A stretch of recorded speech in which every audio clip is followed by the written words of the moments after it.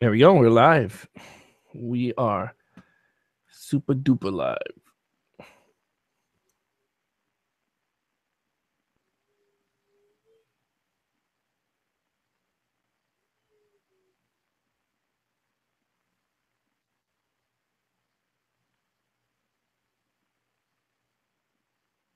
We'll do like a 2 minute thing and then we'll just start.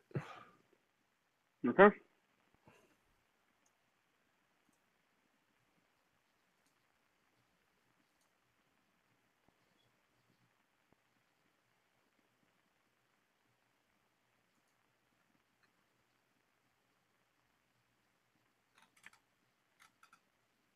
It's pretty cool. They got like, I could do like previews and stuff before. Oh, we got 3 people on. All right.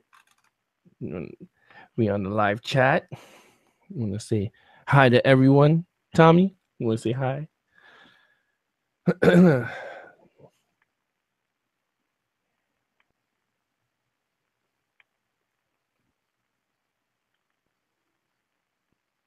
right, so let's get this bad boy going. You ready? Yeah.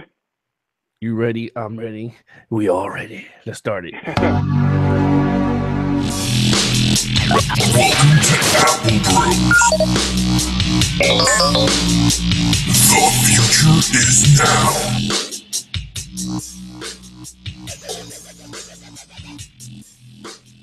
Hey, what's going on, everybody? And welcome to the first live broadcast of the Apple Bros podcast. I am your host, Tommy Reyes, and this is my co-host, Al Figueroa. What's going on, Al, buddy? Hey, how you doing, Tommy? I'm doing good. How's everyone out there doing?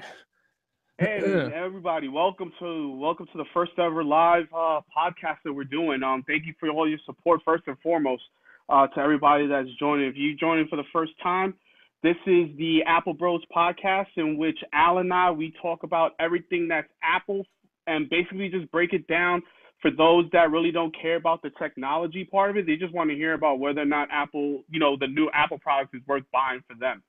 So to kick off, we always start off with the latest news. Now, this is the first episode that we've done in almost it's been about over a month, right, Al? Yeah, it's been a while since we put out one because we were trying to get the new iPhone, and Exactly. you should tell the story before we go on and break down the updates and iPhone X's and all this. You should tell them the story how you got it so fast. It's Yeah, pretty funny. basically. So what happened was that initially I had woke up on October 27th around like 2 o'clock in the morning just to make sure that I would have an iPhone 10 on launch day so that we could do this actual live broadcast on November 3rd for the actual iPhone 10 launch. So the whole pre-ordering process was an absolute nightmare. So that I didn't get into queue to order my phone till about, I would say, after a little bit after about 3:20 if everything finally went through. And at that point, we were told that I'm not going to get the phone until like almost the beginning of December. So late November, early December was my queue date. So what happened was that I actually know a few people that work in Apple retail, and I was able to finagle my way into letting them get put aside for me a 256 gig space gray Apple iPhone. The only thing though is that I have to give it back to them before the 14-day return period is up, so they won't have to pay the entire amount, which is about, I think, $1,250, I believe, after taxes. Mm. So basically, I have an iPhone 10 in my possession, and I'm gonna show it in just a few minutes.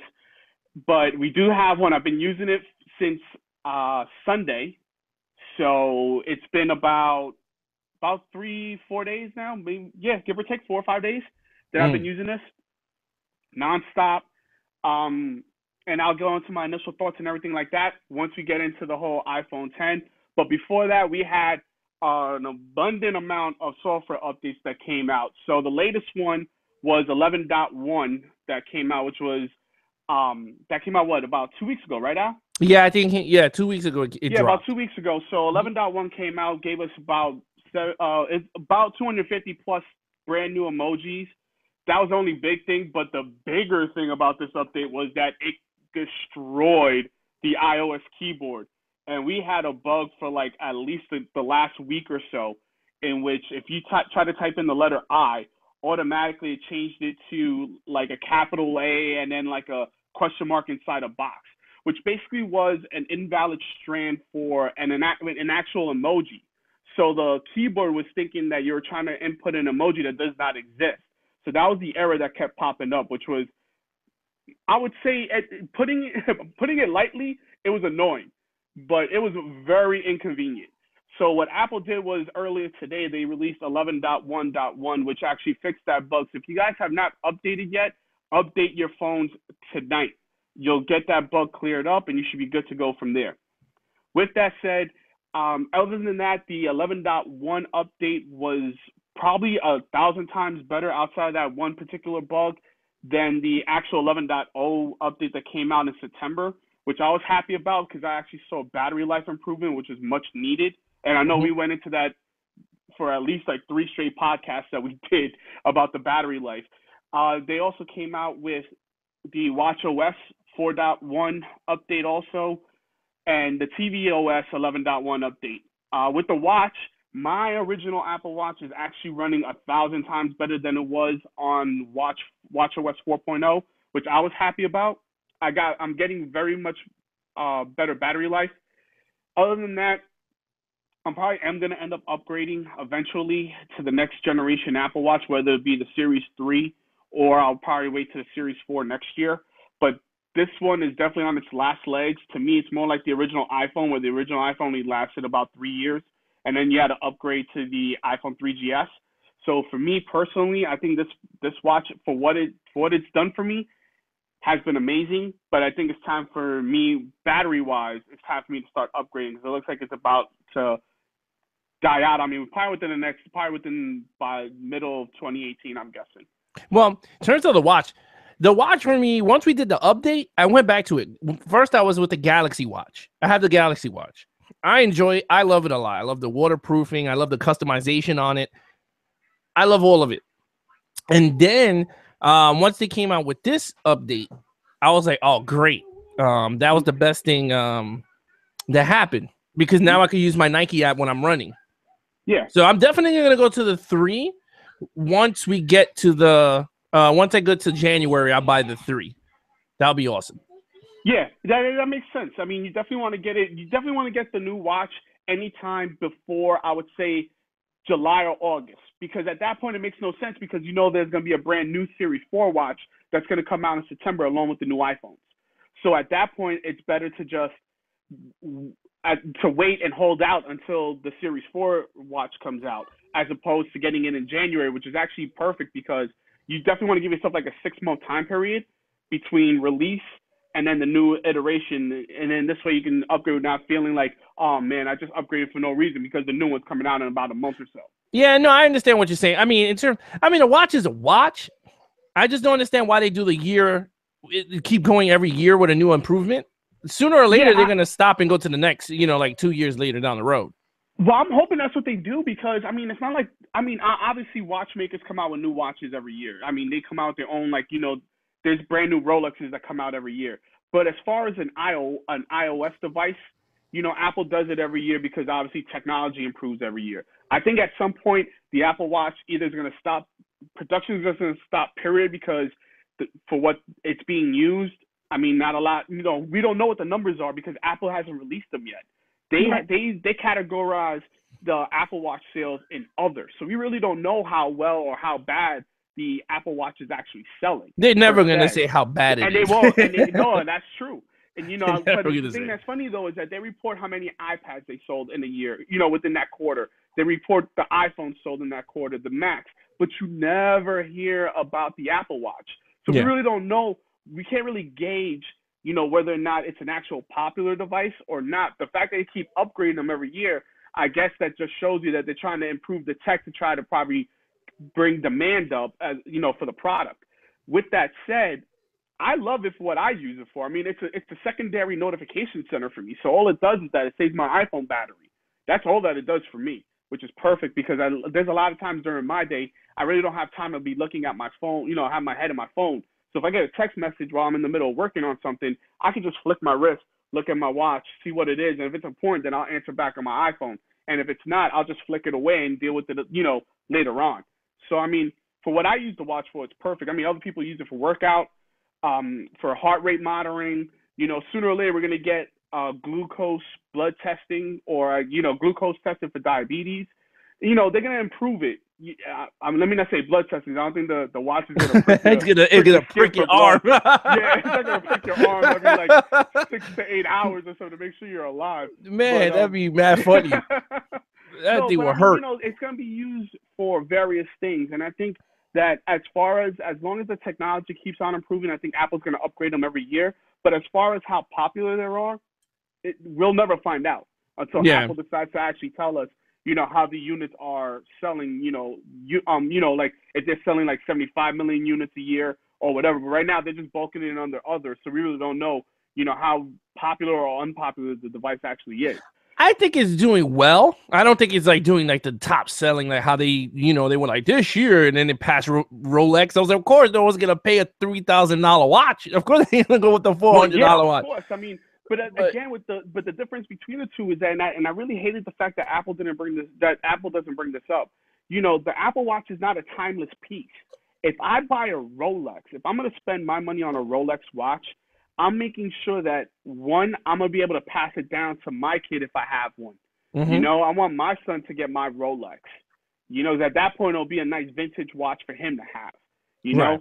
I'm not going to pass down, if I have a son, I'm not going to pass down my original Apple Watch because it's probably not going to work in like 10 years, So it's completely different. So yeah, obviously the Apple Watch is going to outsell a Rolex because no one's not going to spend, $10,000 on a Rolex watch every year. Yeah, you're right.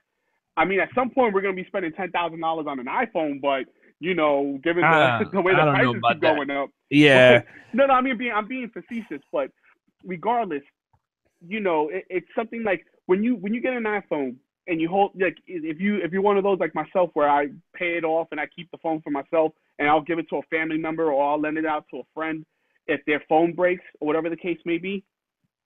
These iPhones, they last now 5 to 6 years. Yeah. So you don't necessarily have to upgrade every year. So that's why I kind of laughed at the original complaints about the price of the new iPhone 10, because at this point, when the money you're gonna put into paying for this device, you're not gonna have it for a year and then trade it in to get the next one. Because I think at this point, like, and I've said this in the prior podcast, I think at this point the way the iPhone upgrades are gonna work now are gonna be incremental, under the hood hardware upgrades. You're not going to see anything change as far as design goes. It's going to be more internal updates. So basically, you're not going to want to get the iPhone every year. You may want to get it at that point every 2 or 3 years, because the iPhone at this point, and I'm going to get into it more with the review of the 10. This phone at this point, the way they've done the iPhone 10, and I really wanted to be honest with you guys, I really wanted to hate it just for the fact that to have to shell out almost like what Al and I had said, joking around in our last podcast, actual rent money. I mean, this device costs $1,250 after taxes. So you're talking about actual rent money you're spending on a device, whether you get it on a payment plan or pay out of pocket. Regardless, that's a lot of money for a phone, especially an iPhone. But with that said, this iPhone is the iPhone 10. For what you're paying for it, it's going to last you 3 to 5 years. It's not going to be something you're going to want to get every year at this point. Question: how much did you pay in store? I mean, if you want to disclose it, you could disclose it. If you don't want to, you don't have to. How much did you actually pay besides the $1,250? It cost. I'm just telling you the actual cost of the phone. Mm-hmm. But for me, and I think it was more. Well, I say $1,250. It's actually like $1,230. But whatever. I like to round up. Just to be honest with you guys. But regardless, I got mine on the AT&T Next plan. So basically, I had to pay off about, it was like $300-400 extra, just to pay off the remaining payments of the phone. And then all I have to do is when my phone comes in, I have to take my iPhone 7 Plus to an AT&T store, give it back to them to activate my new phone. So that's basically how I have to do it.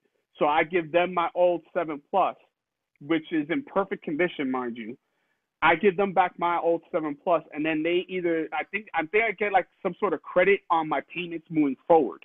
So basically, I'm only paying $56 a month on my cell phone bill. So I didn't pay the actual $12.30 out of pocket, just to let you guys know. But for those that, personally for me, I rather would pay out of pocket if I had the money, only because typically, like I said, I usually pay off all of my devices, and then I give that prior year, I give my device to a family member that has, like, let's say, actually my last one, which was the 6S Plus, I actually gave that to my stepmom because she was actually still on an iPhone 6 Plus. So she had that for 2 years. So my 6S Plus, when I got the 7 Plus, was only less than a year old. So I basically gave her my 6S Plus. So I upgraded her for free without her having to even shell out any money for a brand new phone. So usually that's what I like to do. I'll give it to either a parent or a sibling or a cousin, a friend, whatever. Whoever needs something and I have a spare device, I'll give it to them. But with that said, for this one in particular, because of the price, the overall price of the phone, I actually went with the actual next plan itself, in which I'm giving the device back to AT&T so they can activate my iPhone 10, and then I'll have the 10 moving forward. Oh, okay. All right. So no further ado, because I know we got questions here saying, where is the phone at? Okay. From Jose. So no further ado, show us the bad boy, man. Show us. Right. And here we go. Wow, that's the iPhone 10, guys. Sorry, Al's face is on the back of my phone. No, it's not. He's not literally on the back of my phone. It's just the mirror-like glare because of the glass display on the back. So this is the iPhone 10, guys. It is about 1.5 inches bigger than the actual iPhone 8 or iPhone 7. But because of the edge-to-edge display, it actually does not feel that small in your hand. It actually feels perfect in your hand. Now, what I'm going to do so I don't end up being like the guy on TV that actually dropped his phone trying to be cute, showing his phone on a camera that was on the ground, I don't want to drop mine, so I'm going to put mine back in my case because it is slippery because of the smooth edge, the smooth metallic edges on the sides. But this phone, guys, I'm going to tell you something right now. For the price, I really wanted to hate the device, but this thing is amazing.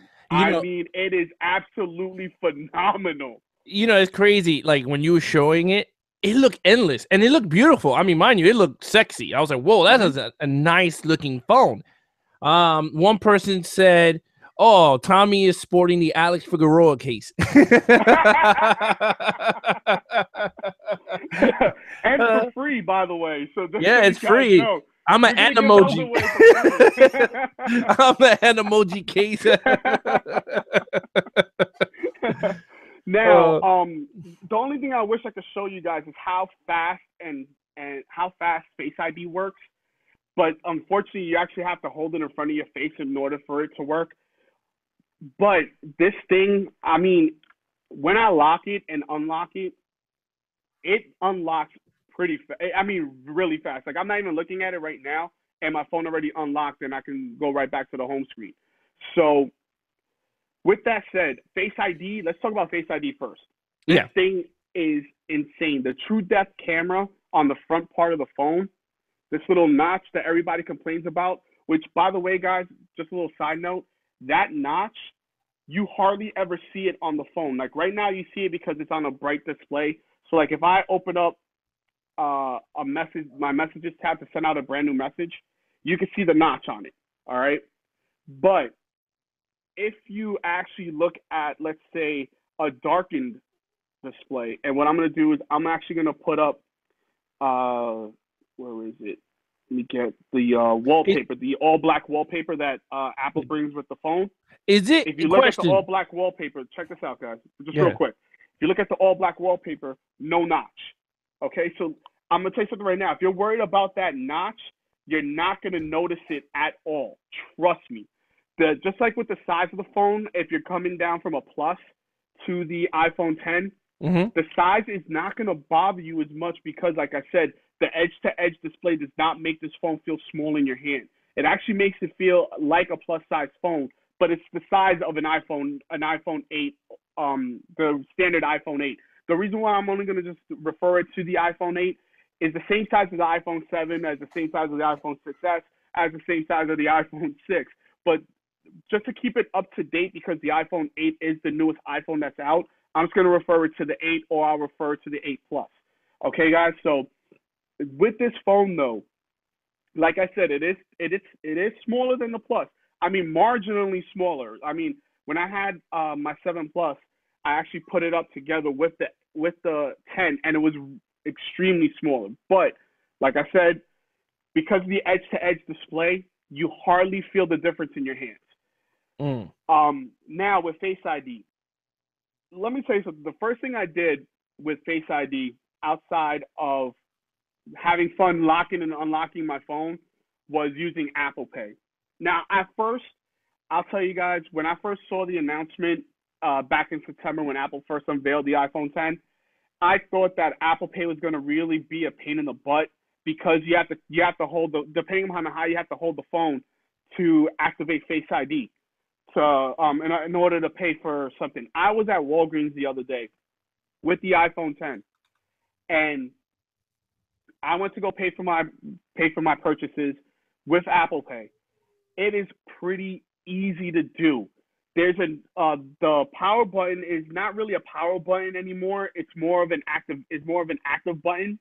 So that's why it's a little bit bigger. So what happens is that it's going to prompt you to double click on the side button now. Once you double click, right away it recognizes your face, and the purchase went through. So it really was actually faster than using Touch ID, because depending upon the time of the year, whether it be in the summer, if your hands are sweaty, Touch ID may not work that much, because as you know, your hands have to be actually dry for your thumbprint to read properly on Touch ID. With Face ID, it was pretty. Both me and the cashier were like, "Whoa, that was way too fast." You know, I actually thought I got charged twice, to be honest with you, because I thought I actually double clicked it like 4 times because I didn't know what to do at first. But it went through without a problem. With Touch ID, I used to have problems because, you know, in the summer, if my hands are sweaty, the thumbprint's not going to read that well, so it will reject. But with Face ID, you double click, right away you hear the bing, and it lets you know that it went through, which I think is pretty cool. Yeah, that's cool. Apple Pay with Face ID, amazing. Security is phenomenal. I mean, I don't have to worry about falling asleep on the train and having somebody snatch my phone while I'm asleep. I mean, it's still going to happen, guys. I mean, people are going to try to take your phone because it's a brand new phone. But with that said, there's a feature now on here that it actually requires you to be focused on the phone. So basically, you have to have your eyes locked in on the camera in order for it's attention awareness. Okay, as long as you're paying attention to the phone will unlock without a problem. So it does require now you to have attention awareness. Now that's an added security feature, which I thoroughly suggest. If you're going to spend $1,230 on a device, $1,250, whatever it is, you want to have that on. But like I said, as soon as you look at it, it actually works without a problem. Next up, there are some downsides to this, okay? Face ID does not work in a pitch black situation. So in the middle of the night, so if you're worrying about your significant other trying to unlock your phone to see what's going on in your phone, it's not going to work, everybody, if it's pitch black in your room. All right? If you have light in your room, yes, it's going to work. You have to the camera does need to recognize some sort of light so that it recognizes the points that it pinpointed on your face. So when you initially set it up, and it's kind of funny because if anybody has played any sort of sports, like organized sports, such as, let's say, like baseball, there's like, you know, when you have to roll your neck to, like, you know, massage it out so you don't get any like kinks in your neck while you're playing. Mm-hmm. You know, that's how you basically have to set up the Face ID. You have to hold it at an angle, then you just make a circular rotation with your head one way. You do it again the other way. Bam, you're done. It takes 2 seconds. Whereas with Touch ID, you really have to like put your thumbprint down. You get a little buzz, you lift it up. Put it back down a different way. You get a buzz, you lift it up. You just do it's 2 seconds. You go one way this way, you go one way that way. You're done. All right, guys. When I say guys, I'm talking about the males. Beards, clean shaven, it does not matter. It will recognize your face. Females, you can set it up with makeup on if you like. You can set it up without makeup on if you like. If you have makeup, as long as you don't look like a drag queen, it should recognize your face. Okay? As long as you're not caked up with makeup, you should be fine. The reason why is because the True Depth camera has infrared beams that actually shoot out like little dots, kind of like special effects. So like when you see like a movie like Star Wars, the Force Awakens, you know, Snoke is CGI'd. The way they do CGI is they put like little balls all around the person's face, and there's like a special motion camera that picks up on that, and they're able to like put the animated graphics over the person's face. That's pretty much similar to what the phone is doing. It's putting like little magical infrared balls all over parts of your face so that it pinpoints those specific parts of your face, so that when you use Face ID, it actually knows that, hey, you know, this is Tommy that's trying to unlock the phone, so I'm going to let Tommy unlock the phone. Now that's Face ID. That's the one part of it. The next part, and the one I really want to get into, is this gorgeous OLED display.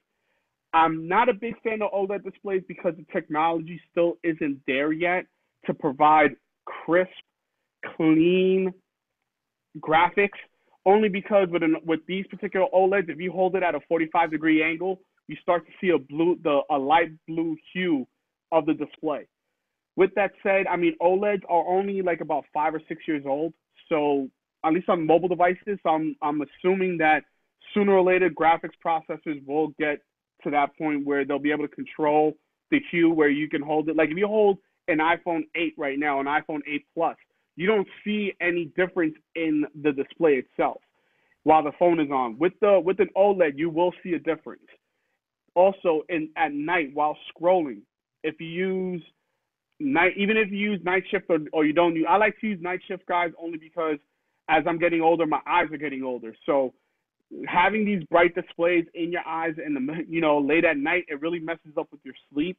So I like to have night shift on. So that's why my screen right now looks a little yellow. I don't know if you guys can see it, but it has a little bit of a yellow tint. But with that said, even while I'm scrolling up and down on websites, you could see like a blue streak as you're scrolling up and down.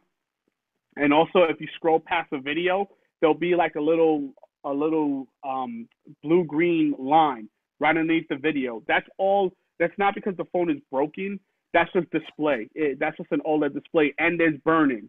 So if you have the standard for the iPhone to go to sleep, usually on an iPhone 8 or an 8 Plus, is set to a minute to 2 minutes, depending upon which one you want. With the OLED, it's 30 seconds. So your screen does turn off pretty quickly. The reason why is that if you keep the screen on for a long period of time, whatever you're looking at is going to burn into the screen. So you're actually going to see that image like a shadow reflection of that image on your display, at least for a good, like I would say about 30 to 45 seconds before it actually disappears. And it'll get worse and worse as the phone gets older and the more you use the display itself. But I got a question here from a fan. They want to know, where's the Animoji? They want to see you do an Animoji. Well, I actually sent the poop one out to several people yesterday, which is kind of funny.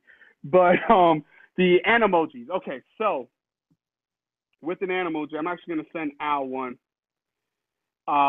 Let's see. So Animojis. These are, now it's a little bit hard to demo, but these are Animojis.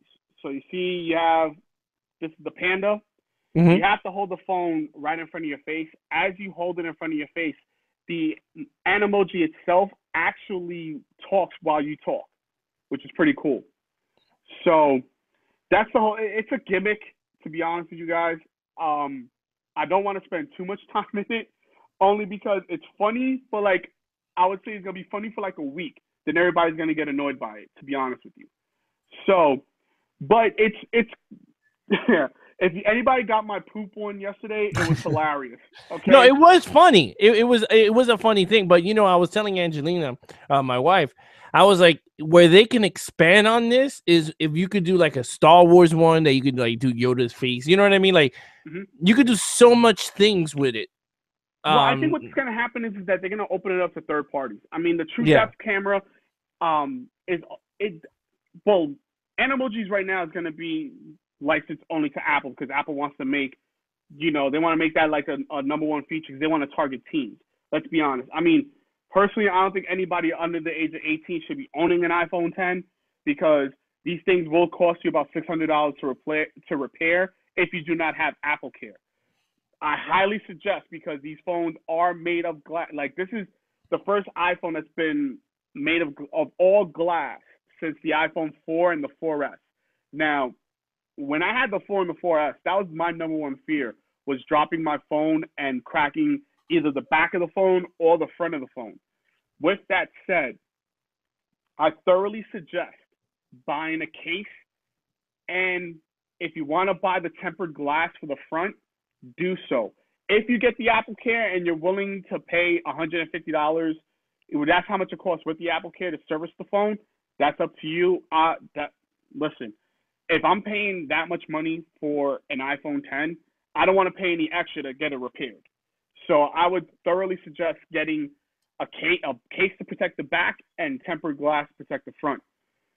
Now, as for me, I'm gonna knock on wood. I've never broken an iPhone. Oh, you just jinxed it. Well, I knocked on wood, so I should be all right. Well, But with that said, this is a very fragile device. I saw a So lot be of people careful. dropping it and it breaks quick. Like It not does. even, yeah, it's like it breaks super fast. Now, a lot No, of it really does. questions that people were saying was when Apple promoted this, when they went on the event and they were, I guess they were selling the phone to everybody. The first thing they said was that it is the hardest glass ever made, like Mm-hmm. ever made, better than Gorilla, better than whatever Sapphire. But they're breaking super fast. Is that because it's botched glass, or No, you I know what I think it's mean, or just is it like selling but nothing? no.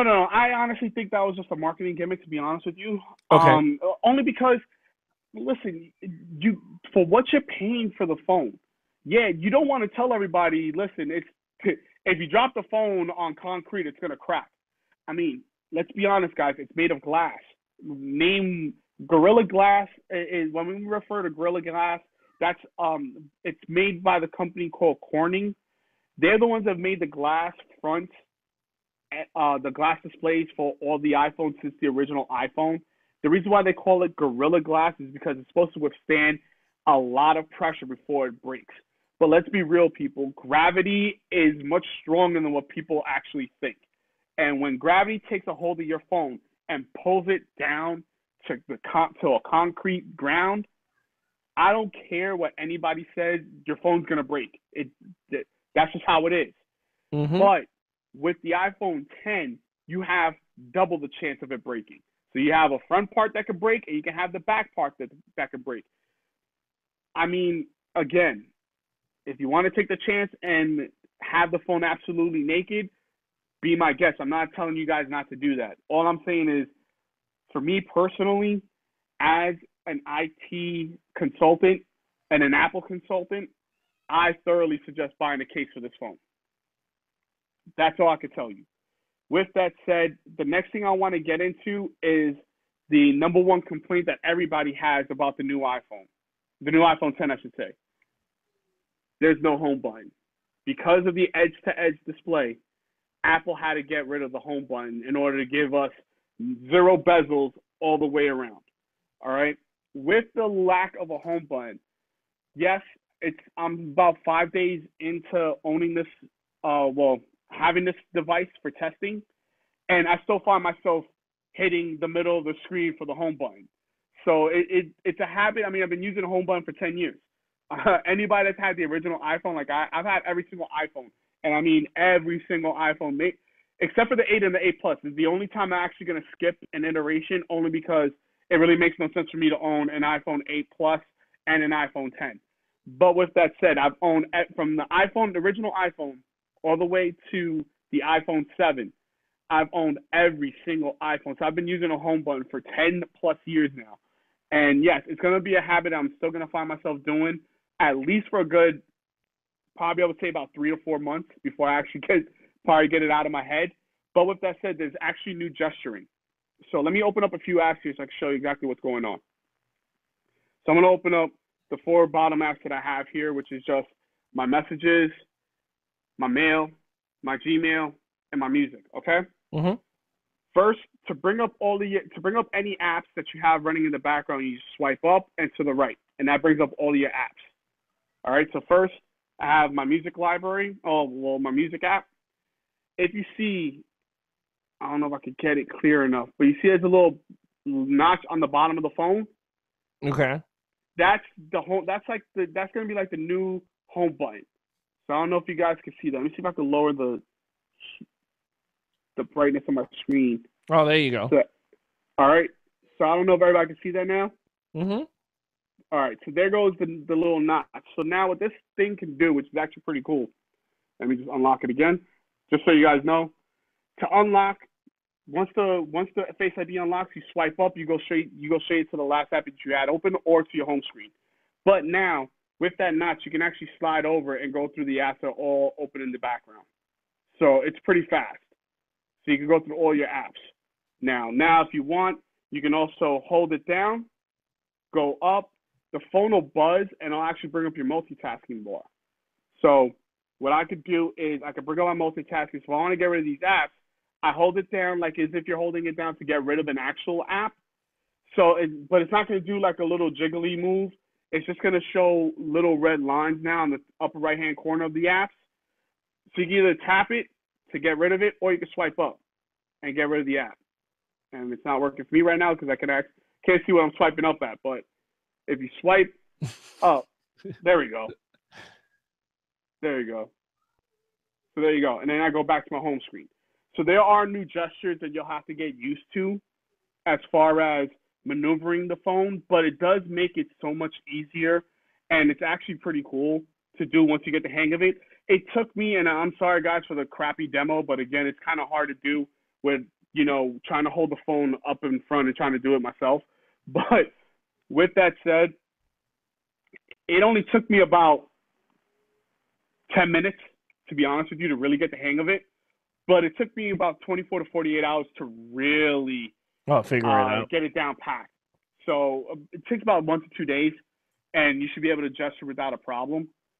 Question: how do you open up Wallet if you're going to McDonald's and you gotta? Normally, you hit the 2 home buttons, and then all of a sudden it opens, right? Now you just when it's closed. You double click on the side button that which is no longer the home button. So you can set it to have it double click, and there goes your wallet. Oh, okay. So there you go. And then so that's wallet. Actually, that's pretty fast if you really think about it. Instead of it is. Yeah. And then also it's you can usually, like, if you want to activate Siri, you just hold it down, and I just turned it off. Sorry. You hold it down, and Siri comes on. And then to get rid of it, you just tap it again. Siri goes away. And what's the purple light flashing? The purple, that's Siri. Okay. That's Siri talk. The Siri has a brand new interface with iOS 11. Oh, so it's like Knight Rider. The purple, yeah. Basically, that's exactly what it is. They gave her the kit flashing lights. They give her the kit flashing lights. Woo woo. Yeah. Woo. It'd be cool if we could have that sound effect though, right? Oh man, I tell you right now, freaking if it had that sound effect and it sounded like Kit, look, this is all I wanted for my iPhone. You give me Siri sounding like Jarvis from Iron Man or Kit from Knight Rider, I'm sold, man. I'm sold. And then the minute you connect it to your car, the car starts to talk to you too. I'm like, we're living in a dream. I mean, it's coming. I'm assuming we're gonna because of the whole new machine learning language now that Apple implemented in iOS 11. Mhm. It's only a matter of time until we can actually have full length conversations with the phone itself, and the phone will actually interact with us. Yeah, that's So I pretty mean, cool. it's only a matter of time. We have a question. Yeah, You want to answer? sure. It says, do you trust having your credit card or debit card on wallet? Yes. I'll let you go first, and then I'll go after. Yeah, sure. I actually have both my credit card and my debit card in wallet. Um, do I trust it? Absolutely.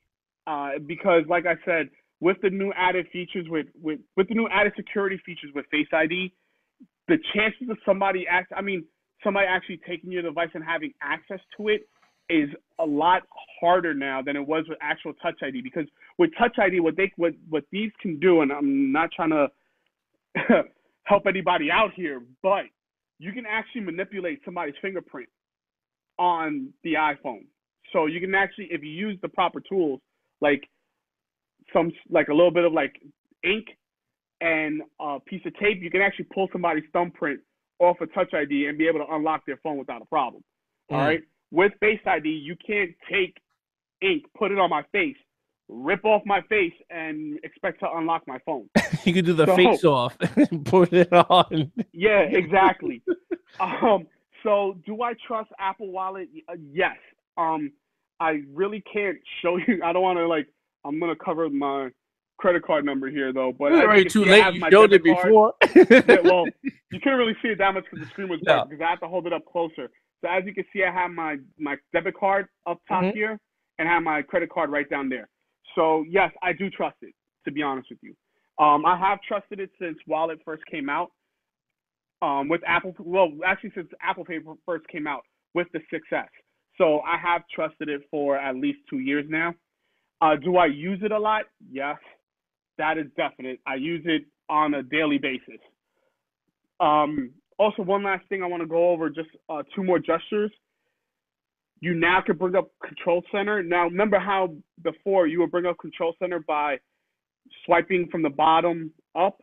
Now you swipe from the left-hand side of the phone. You swipe, right-hand side of the phone. I apologize. You swipe down. You bring up Control Center. Oh, I like that's that. How you bring up control. That's how you bring up Control Center now. You want to bring up Notification Center. It's from the left down, and that's Notification Center. That's cool. So that's how you can bring up those notifications now. You can also, if you want to, when you do get the iPhone 10, reachability. I don't know if anybody ever uses that feature on the plus size phones. It basically allows you to bring any. If you have small hands, it allows you to bring any top 2 rows. It'll bring the screen down if you have the 8 or 8 Plus. If you double tap quickly on the home button, it'll bring it down. Now with the iPhone 10, you just swipe down from the bottom and you see the screen just move down.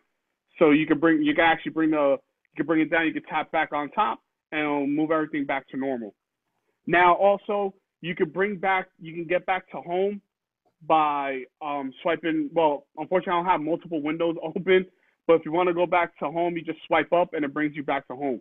So like if you're on a different screen like I am right here, swipe up, brings you back to home now. So those are all the gestures. There are more gestures that are available for the iPhone 10 that we'll probably do somewhere down the line on the tips and tricks part of the segment for the podcast. But with that said, that is basically the cool features of the iPhone 10. Now, some of the downsides for it. Basically, like I said, with the OLED display, you do have to be careful with burn-in. You don't want to keep the phone on a lot. With Face ID, one huge downside for me for Face ID is that you really do kind of have to hold the phone at an angle or in front of your face for it to actually work. And then for you to be able to unlock the phone and then swipe up, if you hold it to the side, it's not going to work that well. It's not going to work well at all, actually. If you have it down on a table, even though Apple in their latest commercial shows a woman with the iPhone 10 in a pool and she's able to pop up and look at the phone and it unlocks, it doesn't unlock if you have it in that position. I'm assuming that that's a software bug that Apple will fix with the next update, hopefully in 11.2.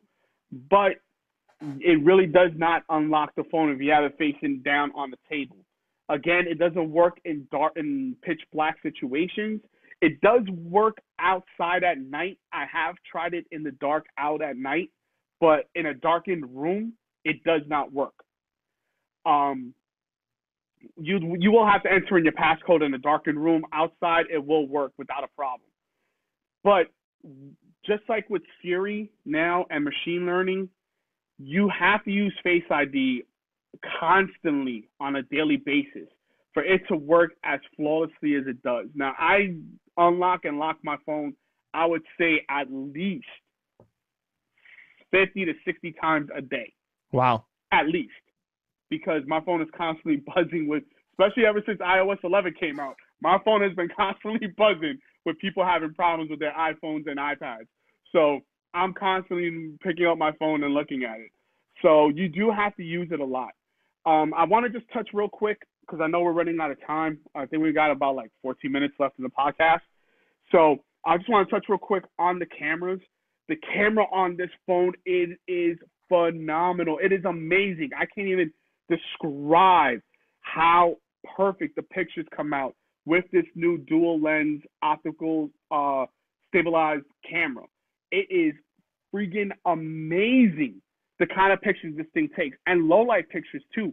This takes the best low light pictures now that any camera that Apple's put out. The zoom on this is incredible. Now that I mean the zoom on the 7 Plus was amazing, but this one it tops it twice double fold. So with that said, the camera takes amazing pictures. If you love taking pictures and you have like an iPhone 6 or a 6S and you wanted to know whether or not the 10 can take good pictures, this takes amazing pictures. I believe it only fell like a point and a half short of Google's new Pixel 2 phone.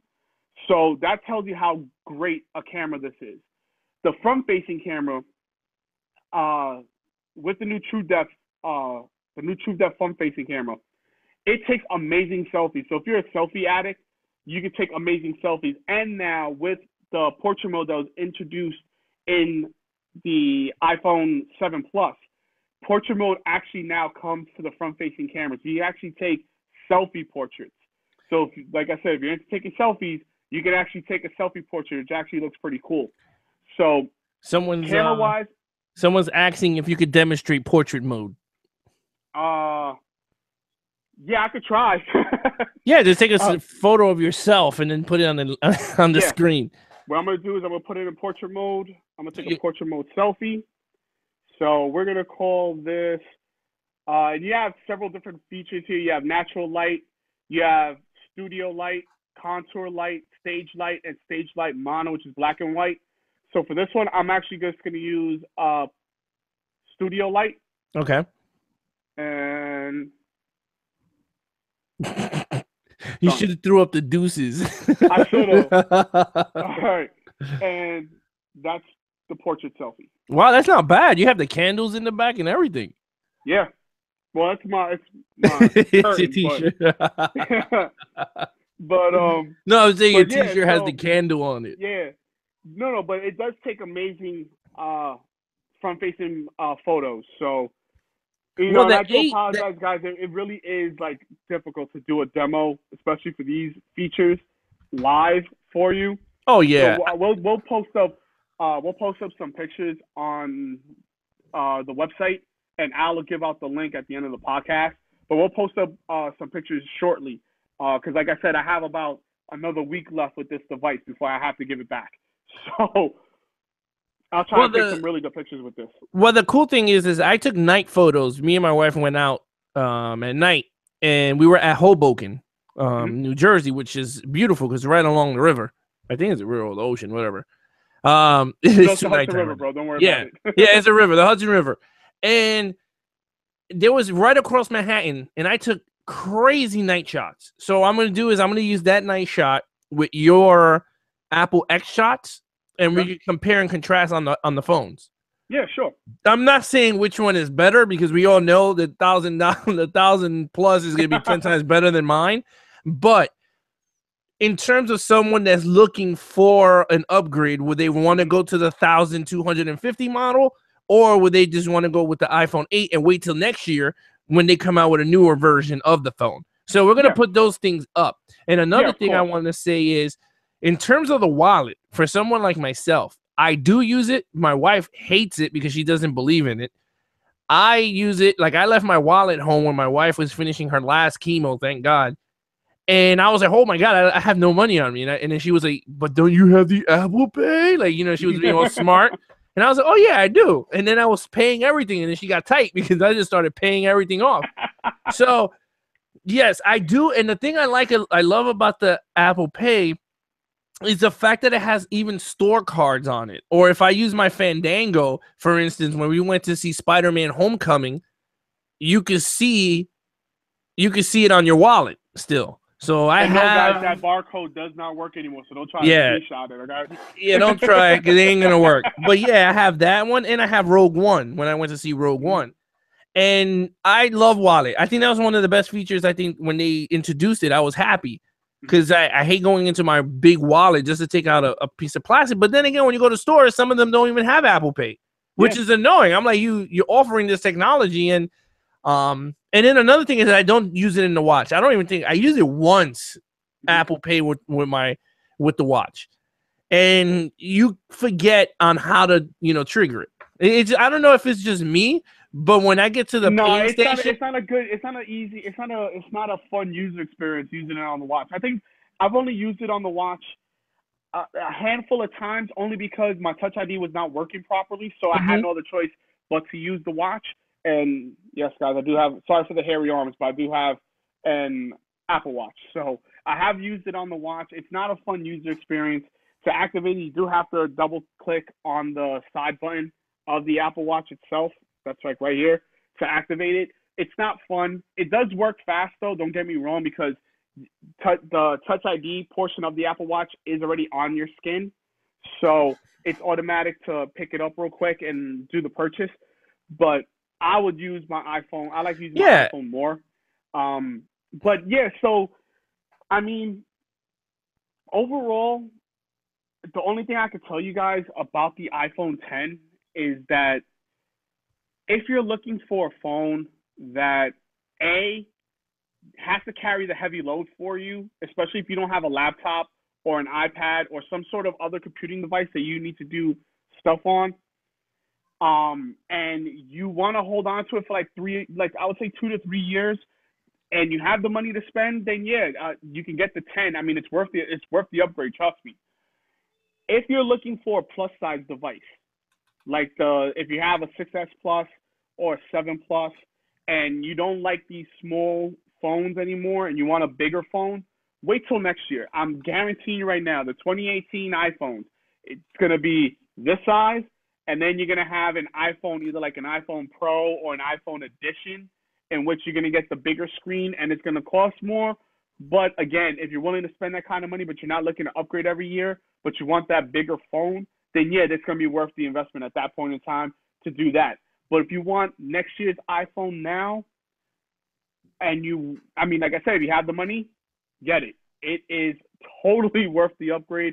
You will not be disappointed at all with the purchase of this phone. Oh, all right. Well, in terms of the iPhone 8 Plus, because that's what I have right here with my man Kylo Ren, because he's showing off the inner works of his iPhone. I got Kylo Ren blazing his lightsaber here. But in terms of the 8 Plus, I like it a lot, dude. I mean, I know I said the 7S, you don't need to upgrade it, which you didn't. But I only did it for the wireless charging and the camera.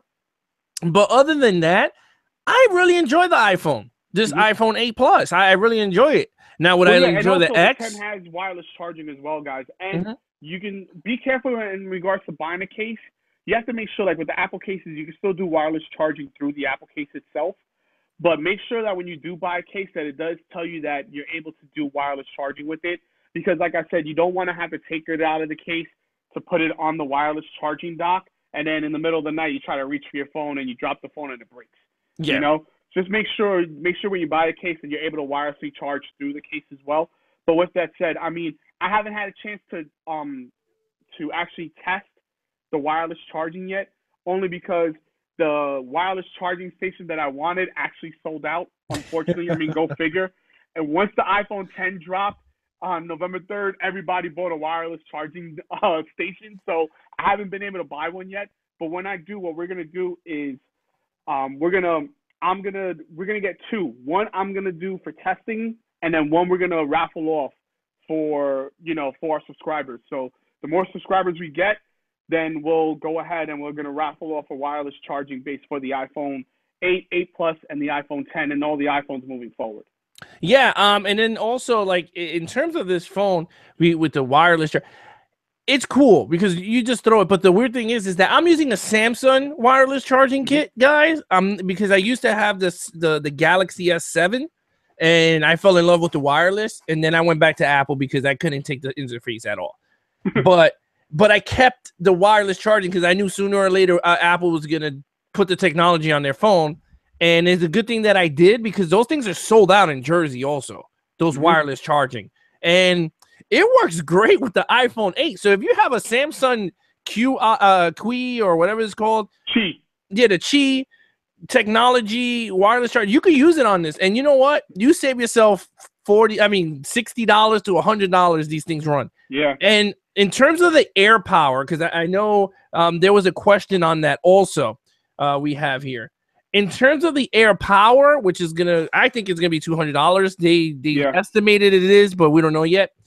We are gonna get one for the podcast. We're gonna get one. I don't know if it's me or Tommy or whoever we chip in, whatever is gonna happen.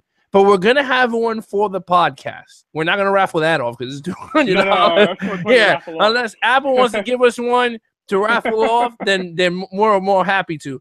But yeah, we're gonna have an air power one, and then we'll demonstrate it even with even live on YouTube. We could do it. I could do it here, put the camera down, and then we just throw it on and we talk about it. But that's one thing we're gonna talk about. Also, we're gonna get the wireless charging in December. They're coming out with new the charging cases for the AirPods. And I have my AirPods too. Yeah, I didn't lose these. I haven't lost this pair yet, guys. Nope.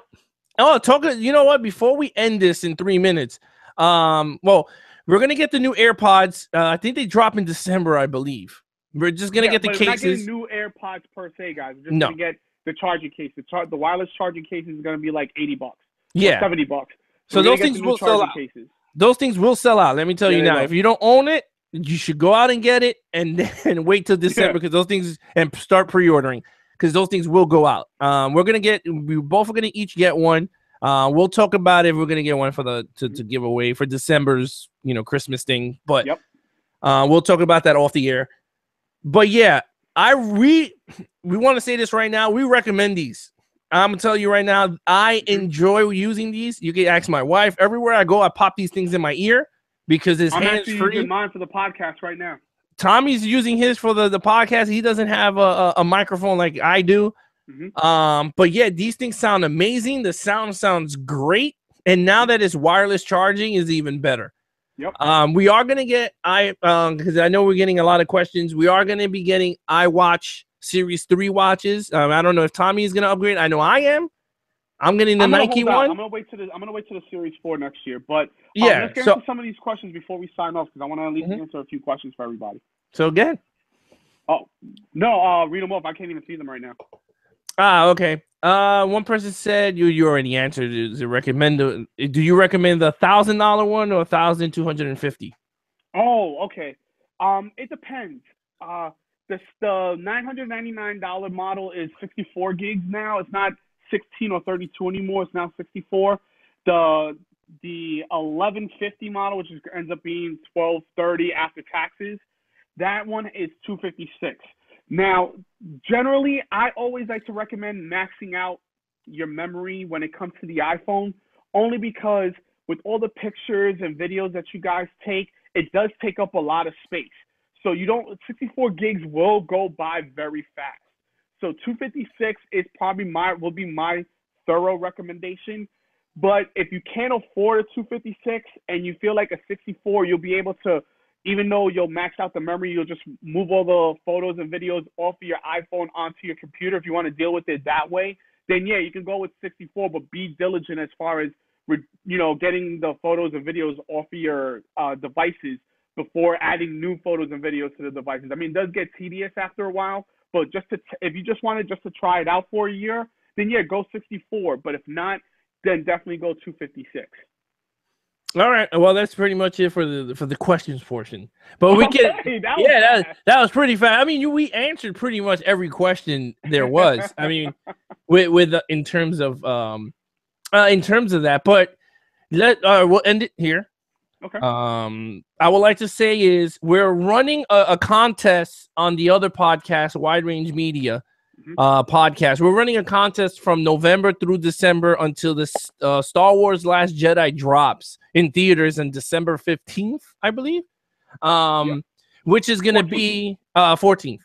Oh, well, 14th for us because we're watching it the night before it comes out. So it's the 15th, December 15th. Basically the contest is going to be all about the subscribers. So it's about you guys. So if we get 100 subscribers into the Wide Range Media channel, you guys are going to win. Well, not you guys. One lucky winner is going to win Star Wars Force Awakens plus a $25 gift card from Fandango. So you could take you and your friend on a matinee to see The Last Jedi. If we hit 300 subscribers and above, you guys are going to win a replica Rey's lightsaber with her name on it, Rey. Because everyone knows Rey's is Anakin's, and Anakin's, was Luke's. Luke's got it from Anakin, which is his father. So you're going to get it with the box saying Rey's lightsaber, which is going to be a new hot collector's item. So we're going to be giving that away. Plus, you get the Star Wars Blu-ray with the Fandango gift card. So the lucky winner is going to get all three in one shot. So that's the giveaway. All you have to do is send it to your friends. Tell everybody, hey, subscribe to Wide Range Media. We get to that 300 likes, you're going to be getting a Rey lightsaber. And movie and a Fandango gift card. In terms of Apple Bros contest, like Tommy said, we're going to be giving away the wireless charging station right now. And then later down the road, we're going to discuss on a bigger prize for Apple Bros. And if we can't get a wireless charging station, guys, we'll raffle off 2 cases. We'll do an iPhone 10 case and an iPhone 8 or an 8 Plus case. Maybe might do all 3. Who knows? It depends upon what kind of phones everybody has. So now, also just real quick, guys, if you have an iPhone 7 and you upgrade it to the 8, or you have an iPhone 7 Plus upgrade to the 8 Plus, the cases that you have for the 7 and 7 Plus will work for your 8 and 8 Plus. You don't have to go out and buy new cases. Yep. So the only thing that changes is for the iPhone 10. Because obviously the size difference and the camera is now it's not horizontally, it's actually vertically now. So it's not like this. Al's is horizontally, now mine is vertically. So that's the only difference in the cases. But with that said, if you want to follow us on social media, you can follow us on Instagram and Twitter. We both have the same screen name on there. It's AppleBros_WRM as in Mary, P as in Peter, on Twitter and on Instagram. And if you want to email me, it's at AppleBrosWRMP, all one word, @gmail.com. I usually try to get to responses within 24 hours, but because it's the holiday season, give me about 1 to 2 days, so 24 to 48 hours, and I'll get back to you guys. But seriously, thank you guys so much for all your support so far with the podcast. This has been a real fun YouTube live version of it. Moving forward, we're gonna be doing more YouTube live versions of the podcast. So if you can't join us for the live version, we're gonna put out a recorded one within about a day or two after the live version comes out. We're gonna do 1 to 2 days later. We'll do the recorded one, and you'll be able to download that on all your podcast apps. So if you have an iPhone, you can do it on the Apple Podcast or any third-party podcast app. You'll be able to download it. So once again, guys, thank you so much for your support. You guys have been awesome. We've taken all the criticism that you guys have given us, and we've tried to improve the podcast itself. So hopefully this was a much better one as opposed to the beta ones that we came out with beforehand. But moving forward, we're going to try to give you guys the most honest critiques of all the products that have come out and accessories and everything that has to do with the iPhone, Mac, Apple TV, Apple Watch, iPad. We're going to cover it all, but we're going to be honest with you. We're going to be upfront with you. We're going to tell you whether or not we like it, because if we don't like it, we're not going to tell you that we like it. So we're going to It's gonna be an honest podcast, guys, and we're just gonna break down everything for you for what you guys want to know, what you want to hear. And please, shoot me an email if you want. If you love what you saw tonight, leave us a comment, give us a like. You can also, like I said, shoot us an email. Just let me know. Even if you didn't like anything, hey, listen, we take the good with the bad. So just let us know, and it'll help us out a lot. So thanks again, guys. Have a good one, Al. It's been a pleasure, and we'll see you guys next week. I want to say one more thing before we end it here. Yes, if you guys haven't seen it live, for the replayers out there, you could go to the website also and watch what we have here, because the website is gonna go on a total upgrade right now. Now that all the shows are gonna be live on YouTube from all the episodes from Wide Range Media Podcast, all the episodes of Apple Bros, everything's gonna now be switching to live events. Everything's going live. All the videos are gonna be up on the website. Not as soon as possible, like in a day or two.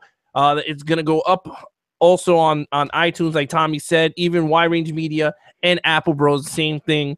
Also, so like Tommy said, I want to like to thank everybody. Also, this is a blast. I like enjoy. It's fun doing this because I normally do movie stuff. If you can see behind me, that's all I do. But it's fun talking on the other side, which is gadgets, which I love gadgets.